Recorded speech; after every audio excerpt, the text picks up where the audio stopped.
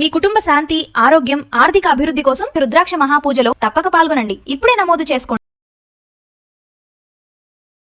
నమస్తే, welcome back to Suman T. ప్రస్తుతం మనతో పాటు ఉన్నారు ఎడ్యుకేషన్ కన్సల్టెంట్ దుర్గశ్రీ గారు. మరి దిస్ టాపిక్ ఏంటంటే పేరెంటింగ్ లో చాలా రకాలు మనం చూస్తూనే ఉన్నాం కదా. అందులో ఒకటి హెలికాప్టర్ పేరెంటింగ్.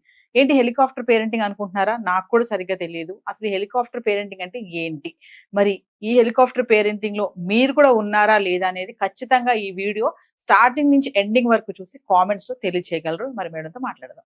నమస్తే మ్యామ్. నమస్కారం అండి. మేడం, పేరెంటింగ్ లో నేను చాలా రకాలు చూశాను. అందులో హెలికాప్టర్ పేరెంటింగ్ అంటే అసలు అది కొంచెం వినడానికి విచిత్రంగా ఉంది. అంటే ఇది కామన్ ఏమో నాకు తెలీదు. ఒకసారి మా వ్యూవర్స్ కి ఈ రోజు హెలికాప్టర్ పేరెంటింగ్ అంటే ఏంటి, దానివల్ల లాభాలు, నష్టాలు, బెనిఫిట్స్ నేను కామెంట్ రూపంలో కూడా పెట్టమన్నాను చాలా మందికి. మరి అందులో వాళ్ళు ఉన్నారా లేదా కూడా తెలుసుకోవడం కోసం కొంచెం వివరంగా. పేరెంటింగ్ కామన్ కదా. పేరెంటింగ్ అంటే డెఫినేషన్ ఏంటి? కేర్, మా పిల్లల గురించి మేము పట్టించుకుంటాము, ఒక కన్సర్న్. మా పిల్లలు సేఫ్ గా ఉండాలి, ప్రొటెక్టివ్ గా ఉంటాం మనము. అంటే వాళ్ళ బాగోగులన్నీ చూసుకుంటూ వెళ్ళటమే మనకి పేరెంటింగ్. వాళ్ళకి అవసరమైనది ప్రొవైడ్ చేయటము, వాళ్ళు చెప్పాలనుకున్నప్పుడు మనం వినిపించుకునే స్టేజ్ లో ఉండటము, వాళ్ళకి ఏ అవసరం ఉందో మనం ముందరే పసిగట్టి వాళ్ళకి అన్ని ప్రొవైడ్ చేయటం అనేది పేరెంటింగ్ అని. కాకపోతే కొన్నిసార్లు ఇవే కొంచెం క్రాస్ ఓవర్ అవుతుంది. అంటే ఎలాంటి సిచ్యువేషన్స్ క్రియేట్ అవుతాయి అంటే, మీరు అన్నట్టు ఈ హెలికాప్టర్ పేరెంటింగ్ హెలికాప్టర్ అంటే ఆ ఫ్యాన్ తిరుగుతూనే ఉంటుంది. నువ్వు ఎక్కడికి వెళ్ళినా నేను వెళ్ళగలను, నాకు రన్వే అక్కర్లేదు, నేను ఎక్కడంటే అక్కడ ల్యాండ్ అయిపోగలను. Simple thing, right? ఈ హెలికాప్టర్ పేరెంటింగ్ లో ఏమవుతుంది, ఆ పేరెంట్స్ కాన్స్టెంట్ గా హవరింగ్ అనమాట. అంటే ఏంటి ఏంటి అటెళ్ళి ఇటెళ్ళి ఏం చేస్తున్నావు, నువ్వు ఇది చేయొచ్చు కదా, నువ్వు అది చేయొచ్చు కదా. సో ఆ కాన్స్టెంట్ గా వాళ్ళ చుట్టూ తిరుగుతున్న ఫీలింగ్ ఇస్తారు కదా, దాన్ని మనం హవరింగ్ అంటాం. ఓకే, ఇప్పుడు కాన్స్టెంట్, ఇప్పుడు మీరే ఒక అడల్ట్ గా, పోనీ మీరు చిన్నగా ఉన్నప్పుడు ఎవరైనా కాన్స్టెంట్ గా మీ చుట్టూ అట్లా తిరుగుతూ ఉంటే మీకు ఒకలాంటి ఇన్సెక్యూర్ ఫీలింగ్ రాదు? ఏంటి ఎంతసేపు నా చుట్టూ తిరుగుతున్నారు వీళ్ళు.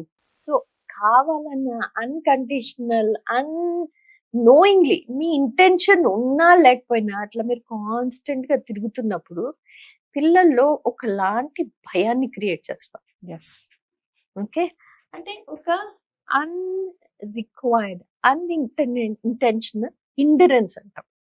అంటే నేను చెప్పాలా లేదా, నేను ఏం చెయ్యాలి, నేను అడగాల వద్దా, నాకు ఇష్టం లేదు బట్ నేను చెయ్యాలి. ఇలాంటి వాళ్ళల్లో వాళ్ళు డెసిషన్ తీసుకోలేక ఏదన్నా చేస్తే అయ్యో ఏమంటారో, తిట్టేస్తారేమో, కొట్టేస్తారేమో. సో ఈ హవరింగ్ నుంచి వచ్చినది ఏంటి, ఆ కాన్స్టెంట్ గా చుట్టూ తిరిగి తిరిగి వాళ్ళలో ఆ భయం క్రియేట్ అయిపోతుంది. అంటే ఫాలోవర్స్ అన్నట్టు మేడం, ఇంకెంతసేపు వాళ్ళు ఫాలో అవుతూ ఉంటారా? లిటరలీ. అక్కడి నుంచి ఏమవుతుంది, ఇప్పుడు పిల్లలు ఆ భయంతో చెప్పలేరు, మింగలేరు, కక్కలేరు అన్న సిచ్యువేషన్ వస్తుంది కదా. అప్పుడు నువ్వు ఇదెందుకు చేయలేదు, ఇలా చెయ్యి, అదెందుకు చేయలేదు, అలా చెయ్యి. ఆ మైక్రో మేనేజ్మెంట్ ఉంటది కదా. అంటే ఈ టైంకి నువ్వు ఇది చెయ్యాలి, ఆ బటన్ ఎందుకు అట్లా పెట్టుకున్నావు, ఆ మ్యాచింగ్ టాప్స్ బాగాలేదు, ఆ బ్యాంగిల్స్ ఎందుకు వేసుకున్నావు, అలా ఎందుకు చేస్తున్నావు, నువ్వు సరిగ్గా రాయలేవా, ఇలా మైక్రో మేనేజ్మెంట్ వచ్చేస్తుంది. పిల్లలు ఏమైపోతారు, వాళ్ళకి ఏమీ అర్థం కాక వాళ్ళు డెసిషన్ అనేది తీసుకోలేక ఓవర్ కంట్రోలింగ్ సిచ్యువేషన్ వస్తుంది. ఆ ఓవర్ కంట్రోలింగ్ ఎంత వరకు అయిపోతుందంటే వాళ్ళకి వాళ్ళు డెసిషన్ మేకింగ్ అనేది మానేస్తారు, ఓన్ గా తీసుకోవడం, వాళ్ళ బుర్ర ఉపయోగించటం మానేస్తారు. పేరెంట్స్ కదా మేడం, వాళ్ళు అనుకుంటారు కదా మా పిల్లలకి చెప్పాలి ప్రతిదీ, వాళ్ళకి తెలియదు. మరి తప్పంటారా అలా చెప్పడం, ఫాలో అవ్వడం? ప్రతిదీ చెప్పక్కర్లేదు కదమ్మా. ఇప్పుడు నాకు మీరు రోజు పొద్దున్న ఎగ్ తినేసి వెళ్ళాలి స్కూల్కి, ఎగ్గున్న పాలు. ఓకే, నాకు ఇవాళ పొట్టలో ఎట్లనో ఉంది, నేను తినలేను, నేను తాగలేను, నేను ఏదో ఒకటి నువ్వు ఇస్తే బ్రెడ్ బటర్ ఇవ్వు నేను తీసుకెళ్తాను అని నేను నీకు చెప్పాలి, నా కడుపులో అప్సెట్ గా ఉంది. బట్ నువ్వేం చేస్తున్నావు తల్లిగా, నువ్వు కాన్స్టెంట్ గా నో తాగాల్సిందే, నో తినాల్సిందే. తినాల్సిందే అని నువ్వు చెప్పేటప్పటికి నేను భయంతో తాగేస్తా, తినేస్తా, వెళ్ళి బస్సులో వామిట్ చేస్తా. నేను బస్సులో వామిట్ చేశానని మళ్ళీ నువ్వు నన్ను తిడతావు, ఎందుకంటే స్కూల్ నుంచి కంప్లైంట్ వచ్చిందని మళ్ళీ తిడతావు. సో నాకు డెసిషన్ అనేది నేను తీసుకోలేను, ఎందుకంటే నేను ఆ భయంలోనే ఎప్పుడు బతుకుతున్నా. అంటే ఈ హెలికాప్టర్ పేరెంటింగ్ అనే దాంట్లో పిల్లలు డెసిషన్ మేకింగ్ చేసుకోలేరంటారా? ప్రతి దానికి అంటే చిన్న దానికి ఆందానికి కూడా డెసిషన్ మేకింగ్ చాలా దూరము. ఫస్ట్ నేను ఏం చేస్తాను, నా మీద నాకు కాన్ఫిడెన్స్ పోయినప్పుడు నేను చేయగలను అన్న క్వశ్చన్ వచ్చేస్తుంది. నేను ఏం చేసినాను మా అమ్మకి నచ్చటం లేదు, మా నాన్నకి నచ్చటం లేదు, అది ఎందుకు అలా చేసావు, ఇది ఎందుకు ఇలా చెయ్యాల్సింది కదా అన్న క్వశ్చన్ వచ్చేస్తుంది. అక్కడే నా కాన్ఫిడెన్స్ అంతా పోతుంది. సో నాకు అనిపించేది ఏంటంటే పేరెంట్స్ కొన్ని వాళ్ళు చేసే విధానాన్ని వాళ్ళు మార్చుకోగలిగితే ఎంతో చేంజ్ వస్తుంది. మొట్టమొదటిది ఎప్పుడు వాళ్ళని మానిటర్ చేయాలి, వాళ్ళతో పాటే కూర్చుని ఆడేయాలి, వాళ్ళతో పాటే కూర్చుని చదివేయాలి, వాళ్ళతో పాటే వెళ్ళి ప్లే గ్రౌండ్ లో వాళ్ళతో పాటే ఉండాలి, ఏం చేస్తున్నారో చూడాలి. కొంచెము ఇండివిజువాలిటీ అనేది వాళ్ళకి డెవలప్ అవ్వాలి అంటే మీరు కొంచెం బ్యాక్ ఆఫ్ అయిపోతుంది.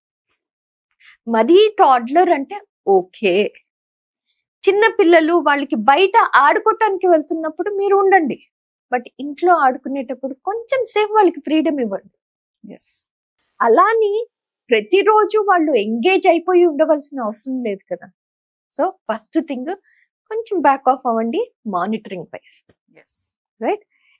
The next thing that I would say, overburdening them with too many activities. Karate class నుంచి టెన్నిస్ లెసన్, టెన్నిస్ నుంచి మ్యూజిక్, మ్యూజిక్ నుంచి డాన్స్, దాని తర్వాత మ్యాథ్స్. ఫ్రీ టైం ఎక్కడుంది పిల్లలకి? అంటే మరి అది చదువు, ఇదేమో ఎనర్జీ కోసం అని చెప్పి యాక్టివిటీ అంటారు కదా మేడం. యాక్టివిటీ కాదు మరి, కష్టం కదా. మరి వాళ్ళు చేస్తున్నారు వీళ్ళు చేస్తున్నారు, నువ్వెందుకు చేయమంటారు? ఆ కంపారిజన్ అక్కర్లే కదా, అందరూ ఒక బొంత నుంచి వచ్చిన వాళ్ళం కాదు కదా. సో అంత ఓవర్ బర్డెన్ చేయొద్దు. ఆ ఫ్రీ టైం కూడా ఇవ్వండి. ఆ ఫ్రీ టైమ్ స్క్రీన్ తో కాదు నేను అనేది, ఆ ఫ్రీ టైంలో బోర్డమ్ అనేది ఏంటి అనేది కూడా వాళ్ళు అర్థం చేసుకోవాలి కదా. అప్పుడే కానీ వాళ్ళ క్రియేటివిటీ అనేది బయటికి రాదు కదా. నేను బోర్ అవుతున్నాను, ఏం చేయగలను నేను డ్రాయింగ్ చేయగలనా, పెయింటింగ్ చేయగలను, వాళ్ళంతటా వాళ్ళు డిసైడ్ చేసుకొని. మూడోది మైక్రో మేనేజ్మెంట్ ఉంటుంది కదా. మైక్రో మేనేజ్మెంట్ లో ఏంటి, you make decisions for me. ఇందాక మనం మాట్లాడుకున్నాము, ఈ డ్రెస్ వేసుకోవాలా, ఇదే డ్రెస్ వేసుకోవాలి, ఇలానే వెళ్ళాలి. ఇందుకు చిన్న చిన్న డెసిషన్స్ వాళ్ళు చేసుకోవటానికి మనం వదలగలిగితే we become a better parent. Okay, దాని తర్వాత ఇప్పుడు మనం సోషల్ గ్యాదరింగ్కి వెళ్ళాం. ఓకే, ఆ గ్యాదరింగ్ లో మా పిల్లోడు ఇది చేస్తాడండి, ఏనన్నా డాన్స్ చేసి చూపించు, ఆ పాట పాడి చూపించు, కరాటే ఐఫోన్ లో ఇట్లా వాడేస్తాడండి. ఎందుకు? వాళ్ళకి చేయాలని లేదు, ఎందుకు అంత పుష్ చేస్తారు? అవసరమే లేదు కదా. ఓకే, ఇంకోటి ఈ పిల్లలు ఈ భయంతో ఏంటి తెలుసా, వాళ్ళు ఒక personal space and time create చేసుకుంటారు. పిల్లలు personal space and time create చేసుకున్నారు అనుకో, పేరెంట్స్ దాని లోపలికి వెళ్ళలేరు. అదే పేరెంట్సే నీకు ఈ టైం ఇస్తున్నాను, go do what you want to do. Okay, this is yours బేటా. Okay, we finish our studies, do what you want. Okay, a personal space student or child creates for themselves, they will welcome you into that. Right? So a constant monitoring కొంచెం తగ్గించండి. అన్ని decisions మీరు తీసుకోవద్దు, పిల్లలతో మాట్లాడండి, open conversation. నలుగురిలో ఉన్నప్పుడు రే ఏంట్రా చేస్తున్నావు నువ్వు, నేను ఇదేనా నీకు నేర్పించింది, ఇంట్లో అసలు తినడండి, ఇక్కడేంటి అలా తింటున్నాడు. Don't intimidate. కొంచెం అవన్నీ రెస్ట్రిక్ట్ చేసుకున్నాం అనుకో, we become a better parent. These are some of the examples of helicopter parenting. Okay, మనము ఇంటెన్షనల్ గా చేయమమ్మా, ఇది మన ఓవర్ ప్రొటెక్టివ్ నేచర్. అది ఒక అడ్వర్టైజ్మెంట్ ఉంది కదా, my children are deprived so I'm providing them with it. These are not depriving people. Yes This is not deprivation. This is all about how you want to lead your children. So పిల్లల్ని కొంచెం వాళ్ళ decision వాళ్ళు తీసుకునేటట్టు, వాళ్ళు ఏం కావాలి వాళ్ళు first చెప్పగలిగే situation create చేయాలి. అంతేగాని నేను చెప్పిందే కాదు, ఇందాక మనం అనుకున్నాం కదా, నేను నువ్వు కాకుండా మనము మనము. అన్నది ఎప్పుడు వస్తుందో అప్పుడు పేరెంటింగ్ అనేది చాలా strong. Yes thank you. Thank you.